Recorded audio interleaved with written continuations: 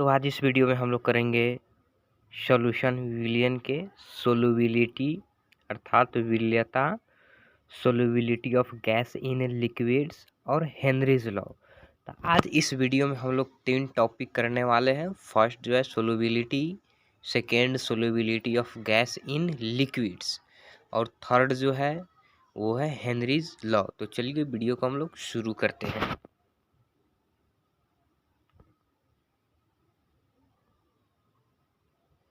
इससे पहले कि आप हमारे चैनल को अभी तक सब्सक्राइब नहीं किए हैं तो सब्सक्राइब कर लीजिए। तो चलिए स्टार्ट करते हैं। तो देखिए यहाँ पे फर्स्ट में है विलयता सोलुबिलिटी। तो चलिए देखते हैं विलयता सोलुबिलिटी क्या है। तो यहाँ पर है दिए गए ताप पर अर्थात जो टेम्परेचर दिया रहेगा उसी पर 100 ग्राम विलायक में, यहाँ पे 100 ग्राम विलायक, आप 100 ग्राम या 1 लीटर या 1 केजी भी ले सकते हैं। 100 ग्राम विलायक में संतृप्त विलयन बनाने के लिए, ये चीज़ इम्पोर्टेंट है, संतृप्त विलयन बनाने के लिए ये चीज़ पे आपको ध्यान देना है। संतृप्त विलयन बनाने के लिए विलय की आवश्यक मात्रा को विलयता कहते हैं। विलय की आवश्यक मात्रा को, विलय की अर्थात 100 ग्राम विलायक अगर हम लेते हैं तो 100 ग्राम विलायक में कितना विलय हम डालेंगे, कि वह विलयन संतृप्त विलयन अर्थात सेचुरेटेड सॉल्यूशन हो जाना चाहिए। सेचुरेटेड सॉल्यूशन अर्थात कि अब उससे ज़्यादा उसमें वह नहीं घुल सकता है, अर्थात इससे ज़्यादा अब नहीं हो सकता है, उसी को हम लोग सेचुरेटेड सॉल्यूशन कहते हैं। तो यहाँ पे जैसे यहाँ पे हम एक ले लेते हैं विलायक, मान लेते हैं ये हमारा क्या है विलायक। तो इसमें हम कितना डालेंगे विलय, इसमें हम कितना डालेंगे विलय की मात्रा हम कितना डालते हैं कि ये जो विलयन है ये सेचुरेटेड हो जाना चाहिए। ये विलयन क्या हो जाए, सेचुरेटेड हो जाना चाहिए। तो ये विलय की मात्रा ही क्या कहलाएगा, विलेयता कहलाएगा, कि आप कितना डाले उसमें, इस विलायक में 100 ग्राम विलायक में आप कितना विलय की मात्रा डाले कि ये जो विलयन है ये सेचुरेटेड संतृप्त हो गया, अर्थात इससे ज़्यादा अब इसमें ये नहीं घुल सकता है। तो यहाँ पे समझिए, अर्थात विलायक में जितना विलय डालेंगे और विलय उतना मात्रा में डालेंगे जितना में ये सेचुरेटेड हो जाए, अर्थात वह विलयन संतृप्त हो जाए, उसी विलय की मात्रा को विलयता कहते हैं।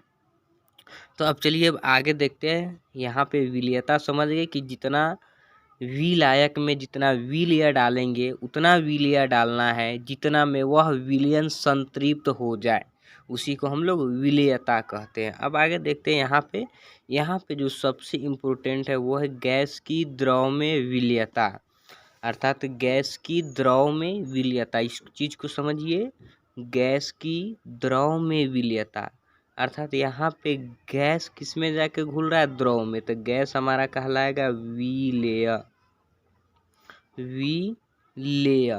और द्रव क्या कहलाएगा, द्रव हमारा कहलाएगा विलायक। यहाँ पे ये कहलाएगा विलायक। तो यहाँ पर देखिए विलय का काम क्या रहता है, अर्थात विलय के जो मात्रा होता है वह कम रहता है, और मात्रा कम रहता है तो ये विलायक में जाकर के क्या होता है, घुलता है, ये विलायक में जाकर के घुलता है। तो यहाँ पर आप देखिए, अगर विलायक अर्थात गैस को अगर द्रव में घोलना है, तो आप क्या कीजिएगा, जाहिर सी बात है कि इसमें आपको प्रेशर देना पड़ेगा। जब तक ले प्रेशर नहीं देंगे, ऊपर से दाबेंगे नहीं, तब तक ले गैस द्रव में विलयता नहीं होगा, क्योंकि गैस का जो इंटरमोलिक्यूलर फोर्सेस होता है वह बहुत ही दूर दूर होता है, अर्थात उसमें न के बराबर इंटरमोलिक्यूलर फोर्सेस होता है, अर्थात उसके मोलिक्यूल एक दूसरे से बहुत दूर दूर होता है। जब उसको मिलाएंगे तो वह भागेगा, दूर भटेगा, तो इसके लिए उसको हम लोग को प्रेशर देना पड़ता है। तो जैसे देखिए यहाँ पे समझते हैं, जैसे यहाँ पर देखिए, यहाँ पर ये द्रव है और ये गैस है, ये द्रव है और ये गैस है। इसको प्रेशर अभी नहीं दिया जा रहा है। जब प्रेशर नहीं दिया जा रहा है, यहाँ पर प्रेशर नहीं दिया जा रहा है, तो इसका इंटरमोलिक्यूलर फोर्सेस देखिए एक दूसरे से कितना दूर दूर पे। जब इसमें प्रेशर देना शुरू किया गया, ऊपर से जितना ज़्यादा प्रेशर डालेंगे, जितना ज़्यादा प्रेशर डालेंगे, इसकी द्रव में विलयता उतनी ही बढ़ती जाएगी। इसकी द्रव में विलयता उतनी ही बढ़ती जाएगी, क्योंकि इसके जो बीच के जो अट्रैक्शन ऑफ फोर्स है वह यानी ज़्यादा होता जाएगा, और इसका जो मोलिक्यूल एक दूसरे से नज़दीक होता जाएगा। जब नज़दीक होता जाएगा तो ये आराम से कहाँ चला जाएगा, द्रव के अंदर जा कर के घुल जाएगा। जैसे कभी आप लोग स्प्राइट खोले हुएगा, तो स्प्राइट खोलने के बाद देखते हैं कैसे उसमें से गैस निकलता है, तो उसको एक प्रेशर पे उसमें डाला गया रहता है। तो सेम उसी प्रकार से यहाँ पे गैस को द्रव में विलय कराने के लिए इसमें प्रेशर देना पड़ता है। जितना ही ज़्यादा प्रेशर देंगे गैस के साथ, उतना ही इसका सोल्युबिलिटी बढ़ते जाएगा, द्रव के साथ इसका सोल्युबिलिटी बढ़ते जाएगा। तो यहाँ पे गैस की द्रव में विलयता के लिए सबसे जो इम्पोर्टेंट चीज़ है वो है प्रेशर। जितना ज़्यादा आप इसमें प्रेशर दीजिएगा, ऊपर से ऐसे ही गैस की द्रव में विलयता करने के लिए ऐसा नहीं है कि गैस को द्रव में रख दिए ये मिल जाएगा। इसके लिए हम लोग को प्रेशर देना पड़ता है। जब तक ले उसमें प्रेशर नहीं देंगे तब तक ले गैस की द्रव में विलयता नहीं होगी। तो इसके लिए क्या करते हैं हम लोग, जितना ज़्यादा प्रेशर देंगे गैस की द्रव में उतना ही विलयता बढ़ती जाएगी। तो इसके कुछ फैक्टर भी होते हैं, कुछ फैक्टर इफेक्टिंग होते हैं। तो चलिए उस चीज़ को देखते हैं, फैक्टर इफेक्टिव कौन कौन से जो इसके फैक्टर इफेक्टिव होते हैं। तो गैस की विलयता को प्रभावित करने वाले कारक, अर्थात कौन कौन से ऐसा चीज़ है जो इसको प्रभावित कर सकता है। तो चलिए यहाँ पे फर्स्ट में देखिए, फर्स्ट में विलय तथा विलायक की प्रकृति। विलय तथा विलायक की प्रकृति, तो विलय क्या होगा हमारा, गैस होगा। विलय हमारा गैस होगा, और यहाँ पे जो विलायक के रूप में रहेगा वो हमारा द्रव होगा विलायक के रूप में, क्योंकि हम लोग गैस और द्रव के विलयता को पढ़ रहे हैं। तो यहाँ पे गैस की विलयता को प्रभावित करने वाले कारक, अर्थात कौन से ऐसा चीज़ होगा जो गैस की विलयता को बढ़ा सकता है, गैस की विलयता को घटा सकता है। तब यहाँ पर देखिए जो फर्स्ट में है हमारा वो है, जो फर्स्ट में ये हमारा विलय तथा विलायक की प्रकृति। जैसे यहाँ पे देखिए ध्रुवीय विलय, ध्रुवीय विलय अर्थात तो वैसा गैस होना चाहिए जो ध्रुवीय होना चाहिए। ध्रुवीय का मतलब होता है सेम एटम का नहीं होना चाहिए, अध्रुव यानी ध्रुवीय होना चाहिए। ध्रुवीय का मतलब होता है अलग अलग एटम का होना चाहिए। जैसे यहाँ पे HCl हम ले लेते हैं, HCl। उसके बाद है ध्रुवीय विलायक, अर्थात जो विलायक है, जो लिक्विड है, वो भी पोलर सॉल्वेंट होना चाहिए, अर्थात वो भी सेम एटम का नहीं होना चाहिए। जैसे यहाँ पे H2O ले लेते हैं, H2O ले लेते हैं। H2O हमारा क्या है, ये ध्रुवीय विलायक है, जिसमें ये विलेय होता है। अर्थात अगर ध्रुवीय विलेय है, अर्थात जब ध्रुवीय गैस है और ध्रुवीय विलायक है, अर्थात ध्रुवीय लिक्विड है, तो उसमें आसानी से ये विलेय हो जाएगा, अर्थात इसमें ये आसानी से मिल जाएगा, आसानी से मिल जाएगा। क्योंकि हम लोग जानते हैं H के ऊपर पार्शियल पॉजिटिव चार्ज होता है और Cl के ऊपर पार्शियल निगेटिव चार्ज होता है, पार्शियल निगेटिव चार्ज होता है। और यहाँ पर भी हाइड्रोजन है, तो ये आसानी से क्या करेगा, ये आसानी से इसके बॉन्ड को, ये ऑक्सीजन ये इसके साथ Cl के साथ हाइड्रोजन के साथ जाकर के आसानी से जुड़ जाएगा, अर्थात आसानी से इसके बॉन्ड को तोड़ देगा।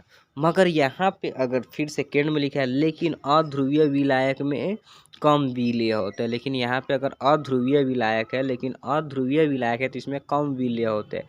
जैसे मान लेते हैं N2 है, H2 है, Cl2 है, ये सब जो होता है अध्रुवीय होता है, इनके बीच में ध्रुव नहीं बनता है, क्योंकि ये सेम प्रकार के एटम के बने हुए होते हैं। अगर सेम प्रकार के एटम हैं, अगर सेम प्रकार के एटम का विलायक है तो उसमें गैस की विलयता नहीं होगी। तो फर्स्ट ये चीज़ याद रखना है कि विलय तथा विलायक की प्रकृति के ऊपर भी डिपेंड करता है गैस की विलयता। अगर अध्रुवीय विलायक है तो उसमें विलय ज़्यादा नहीं होगा, बहुत ही कम होगा, अर्थात न के बराबर। अगर ध्रुवीय विलायक है तो उसमें गैस की विलयता आसानी से हो जाएगी, जैसे H2O हो गया। अब चलिए अब सेकेंड फैक्टर को देखते हैं। तो सेकेंड फैक्टर है ताप का प्रभाव। ताप बढ़ाने पर विलयता घटती है, क्योंकि जान रहे हैं जब कोई भी चीज़ रहता है, अगर लिक्विड स्टेट में भी रहता है तो उसमें कुछ वेपर प्रेशर मौजूद रहता है।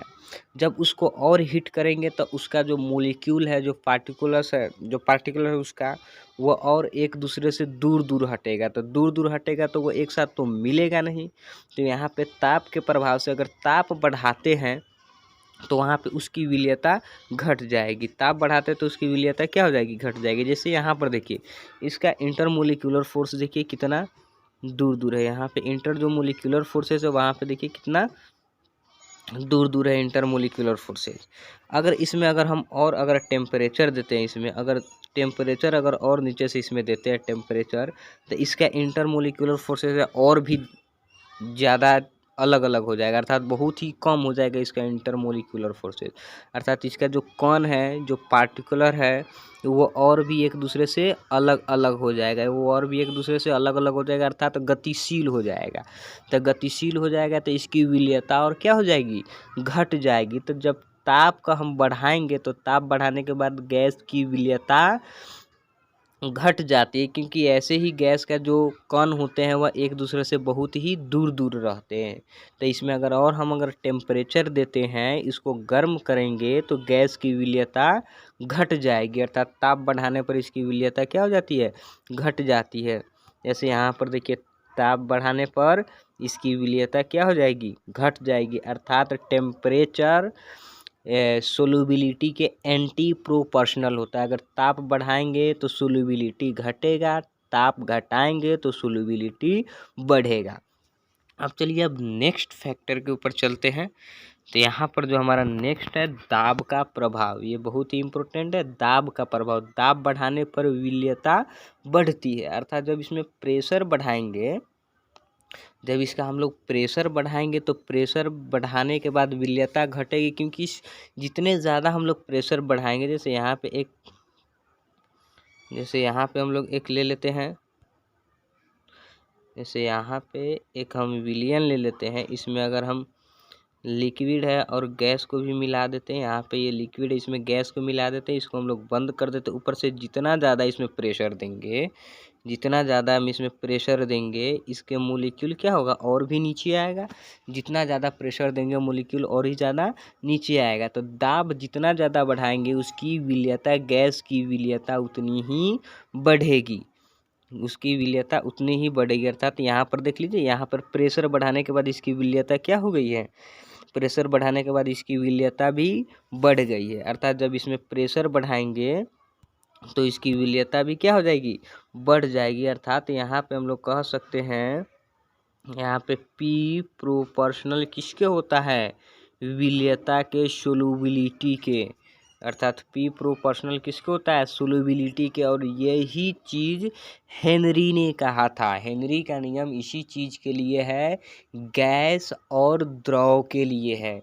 जहाँ पे गैस विलीय होगा और द्रव विलायक होगा, तो गैस की द्रव में विलीयता के ऊपर ही हेनरी ने नियम दिया था कि किसी भी गैस का पार्शियल प्रेशर उसके सोल्यूबिलिटी के, अर्थात उसके विलीयता के डायरेक्टली प्रोपोर्शनल होता है, सीधा समानुपाती होता है। तो यहाँ पे पी क्या है, किसका प्रेशर होगा, जो गैस है उसका प्रेशर होगा, और विलीयता भी किसका होगा, उसी का होगा, गैस का ही विलीयता होगा, क्योंकि गैस ही जा कर के ना घुल रहा है। यहाँ पे गैस कौन चीज़ का काम कर रहा है, विलीय का काम कर रहा है। तो वही ना, यानी जितना मात्रा हमको विलीय का चाहिए विलायक में घुलने के लिए, ताकि वह विलयन मेरा क्या हो जाए, संतृप्त विलयन हो जाए, उसी को हम लोग विलीयता कहते हैं। तो यहाँ पे विलीयता क्या करेगा, कौन करेगा, गैस करेगा। तो यहाँ पे P जो है किसके प्रोपोर्शनल हो जाता है, सोल्यूबिलिटी को। तो यहाँ पे P जो है डायरेक्टली प्रोपोर्शनल सोल्यूबिलिटी को हो जाता है। तो ये चीज़ याद रखना, इसी चीज़ को हम लोग हेनरी नियम कहते हैं। यहाँ पे सोल्यूबिलिटी है तो यहाँ पे गैस के अणु को हम लोग क्या कह देते हैं, मूल अंश कह देते हैं, मूल प्रभाज्य कह देते हैं, मूल अंश कह देते हैं यहाँ पे। तो मूल अंश अगर कर देंगे तो उसका प्रेशर किसके समानुपाती हो जाएगा, मूल अंश के। तो वहाँ पे अगर गैस की विलीयता को मूल अंश में अगर हम मापते हैं, मूल अंश में कहते हैं, तो उसका प्रेशर, उसका आंशिक प्रेशर डायरेक्टली प्रोपोर्शनल हो जाता है मूल अंश का। यहाँ तक आप यहाँ तक आप लोग बढ़िया से समझ गए होंगे कि यहाँ पर जो प्रेशर है उसके विलीयता सोल्यूबिलिटी के डायरेक्टली प्रोपोर्शनल हो जाता है, अर्थात प्रेशर बढ़ेगा तो सोल्यूबिलिटी बढ़ेगा, प्रेशर बढ़ेगा तो क्या होगा, सोल्यूबिलिटी बढ़ेगा, जबकि प्रेशर घटेगा तो सोल्यूबिलिटी भी घट जाएगा। और याद रखना टेम्परेचर को यहाँ पे स्थिर रखा जाता है, टेम्परेचर क्या रहेगा, स्थिर रहेगा। अगर टेम्परेचर बढ़ा देंगे तो इसकी विलीयता घट जाएगी, क्योंकि जब टेम्परेचर बढ़ाएंगे तो इसका जो मोलिक्यूल है एक दूसरे से दूर दूर भागने लगेगा। तो अब चलिए अब देखते हैं, आई होप कि यहाँ तक आप समझ गए होंगे। यहाँ पे ये याद रखिएगा पी प्रोपोर्शनल विलीयता अर्थात सोल्यूबिलिटी, जिसको हम लोग एस से डिनोटेड करते हैं। तो यहाँ पे पी समानुपाती एस भी हम लोग लिख सकते हैं। तो चलिए अब इसका लास्ट टॉपिक हेनरी नियम को देखते हैं। हेनरी नियम, तो यहाँ पर देखिए हेनरी नियम, तो हेनरी नियम बहुत ही ज़्यादा इम्पोर्टेंट है, इसको ध्यान से समझिएगा। तो यहाँ पर देखिए हेनरी नियम, देखिए किसी विलियन में गैस का आंशिक दाब, किसी विलियन में गैस का आंशिक दाब, जो गैस कौन चीज़ का काम कर रहा है, विलेय का काम कर रहा है। हम लोग गैस और द्रव की विलेयता को पढ़ के आ रहे हैं, गैस और द्रव में विलेयता।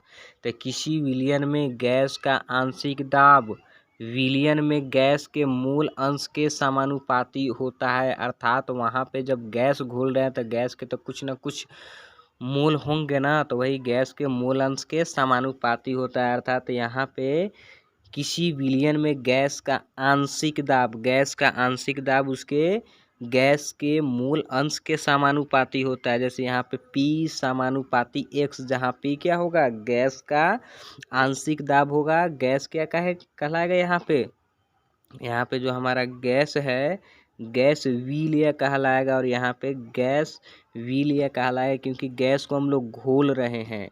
तो गैस यानी विलेय का आंशिक दाब विलेय के मूल अंश के समानुपाती होता है, अर्थात उसी विलेय का ही प्रेशर रहेगा और विलेय का ही मूल अंश एक दूसरे के समानुपाती होगा। अर्थात जब उसकी संख्या बढ़ेगा तो उसका प्रेशर भी बढ़ेगा। अगर मूल अंश अर्थात गैस अगर ज़्यादा बढ़ा देते हैं तो प्रेशर भी हमको ज़्यादा देना पड़ेगा। चलिए अब यहाँ पे आगे देखते हैं। यहाँ पे P समानुपाती KHX, अर्थात आप लोग जानते हैं मैथमेटिकली अगर जब प्रोपोर्शनल हटाते हैं, समानुपाती हटाते हैं, तो समानुपाती हटाने के बाद एक कांस्टेंट, एक नियतांक लगाया जाता है, और इसी कांस्टेंट को यहाँ पे हम लोग KH के रूप में प्रयोग कर रहे हैं। तो यहाँ पे जब समानुपाती हटाएंगे तो समानुपाती हटाने के बाद एक स्थिरांक KH लगाया है, जहाँ KH को हम लोग हेनरी नियतांक कहते हैं। तो आइए यहाँ पे देख लेते हैं। यहाँ पे देखिए P, यहाँ पर जो P है वह P गैस का आंशिक दाब है, जहाँ गैस क्या है, विलेय, तो गैस का आंशिक दाब है। उसके बाद X जो है यहाँ पे X गैस का मूल अंश, और KH जो है यहाँ पे KH है, KH हेनरी नियतांक कहते हैं। तो P को हम लोग गैस का आंशिक दाब कहते हैं, X को मूल अंश कहते हैं, किस चीज़ का, गैस का, और KH क्या है, हेनरी नियतांक है। तो यहाँ पे आई होप कि आप लोग हेनरी नियम को बढ़िया से समझ गए होंगे। हेनरी नियम क्या होता है, किसी विलियन में अर्थात विलियन में जब गैस को घोलेंगे तो गैस का मूल अंश और गैस का प्रेशर, गैस का दाब दोनों एक दूसरे के प्रोपोर्शनल हो जाते हैं। अर्थात जब प्रेशर बढ़ाएंगे तो उसकी सोल्यूबिलिटी क्या होगी, बढ़ेगी, और सोल्यूबिलिटी किस चीज़ पर होगी, उसके मूल अंश पे होगी। अगर ज़्यादा उसका मूल अंश है, अगर उसका क्वांटिटी ज़्यादा है तो प्रेशर भी ज़्यादा होगा, क्वांटिटी कम है तो प्रेशर भी कम होगा। तो यहाँ पर जो X है, X ये सोल्यूबिलिटी ही है। अगर ज़्यादा मात्रा होगा, यहाँ पे S क्या है, सोल्यूबिलिटी ही है यहाँ पे, क्योंकि एस को यहाँ पे सोल्यूबिलिटी को हम लोग क्वांटिटी के रूप में काउंट कर रहे हैं जो मूल अंश के रूप में है। तो यहाँ पे अगर मूल अंश, अगर इसका क्वांटिटी ज़्यादा होगा तो प्रेशर भी ज़्यादा होगा। तब आई होप कि आप लोग यहाँ पे हेनरी नियम बढ़िया से समझ गए हैं। चलिए अब आगे देखते हैं यहाँ पे हेनरी नियम का ग्राफ। तो देखिए हेनरी नियम के ग्राफ को हम लोग समझते हैं यहाँ पे बढ़िया से। जैसे देखिए अभी हम लोग हेनरी नियम में निकाल रहे हैं P KH X किए हैं। तो आप लोग ग्राफ पढ़े होइएगा। ये पी को हम लोग वाई मान लेते हैं, वाई बराबर के एच नियतांक है जिसको हम लोग एम मान लेते हैं, और एक्स यहाँ पे एक्स एक्सिस है तो यहाँ पे एक्स का एक्स ही रहेगा, यहाँ पे एक्स का एक्स ही रहेगा। अर्थात जैसे अब यहाँ पे हम लोग ऐसे लेते हैं, ऐसे बनाते हैं, तो ये हमारा एक्स एक्सिस हो जाएगा और ये हमारा वाई एक्सिस हो जाएगा। वाई एक्सिस हो जाएगा तो वाई एक्सिस पे क्या है, यहाँ पे वाई एक्सिस पे प्रेशर है, पार्शियल प्रेशर है, तो यहाँ पे प्रेशर होगा। और यहाँ पे जो एक्स एक्सिस है, एक्स एक्सिस पे एक्स रहेगा, अर्थात मोल अंश रहेगा एक्स एक्सिस पे। और यहाँ पे एम क्या है, कांस्टेंट है। तो अगर हम मान लेते हैं y बराबर, यहाँ पे y बराबर हमारा क्या है, एम एक्स है। अगर सपोज दैट हम मान लेते हैं x बराबर अगर हम 1 लेते हैं तो y बराबर एम हो जाएगा। अगर x बराबर हम 1 लेते हैं, सपोज दैट x बराबर 1 है, यहाँ पे मान लेते हैं यहाँ पे 1 है, यहाँ पे 2 है, यहाँ पे 3 है, यहाँ पे 1 है, यहाँ पे 2 है, यहाँ पे 3 है। अगर हम x बराबर 1 लेते हैं तो y बराबर हमारा m होगा, y बराबर हमारा m होगा। तब मान लेते हैं यहाँ पे x और यहाँ पे m, अर्थात तो y का भी कुछ ना कुछ तो मान होगा। तो मान लेते हैं यहाँ पे तो ऐसे आएगा तो ऐसे मिलेगा, यहाँ पे मिल गया। फिर उसी तरीक़ा से अगर आगे रखते हैं x बराबर अगर 2 रखते हैं तो y बराबर 2m हो जाएगा, अर्थात तो 2 तो ये थोड़ा आगे हो जाएगा, यहाँ पे मिल गया। तो इसी तरीके से आप जैसे करेंगे ऐसे आगे की ओर ये क्या होते चला जाएगा, बढ़ते चला जाएगा, जिसको हम लोग मिलाएंगे तो एक ऐसा रेखा प्राप्त होगा। ये हमारा हेनरी नियम हो जाता है, हेनरी का ग्राफ हो जाता है हेनरी नियम का, जहाँ वाई एक्सिस पर प्रेशर रहता है, एक्स एक्सिस पे मोल अंश रहता है, और ये जो निकलता है ये के एच होता है, यहाँ पर ये के एच होता है। तो फाइनली यहाँ पे आप लोग हेनरी नियम के ग्राफ भी बढ़िया से समझ गए होंगे। जैसे यहाँ पे देख लीजिए हेनरी नियम के ग्राफ को इसी तरीके से, यहाँ पर जो स्लोप है, स्लोप ये हेनरी कांस्टेंट को दर्शा रहा है। आई होप कि ये वीडियो आपको बढ़िया से समझ में आया होगा। अगर समझ में आ रहा है तो वीडियो को लाइक कीजिए, कमेंट कीजिए, शेयर कीजिए। फिर से मिलते हैं नेक्स्ट वीडियो में राउल्ट लॉ के साथ।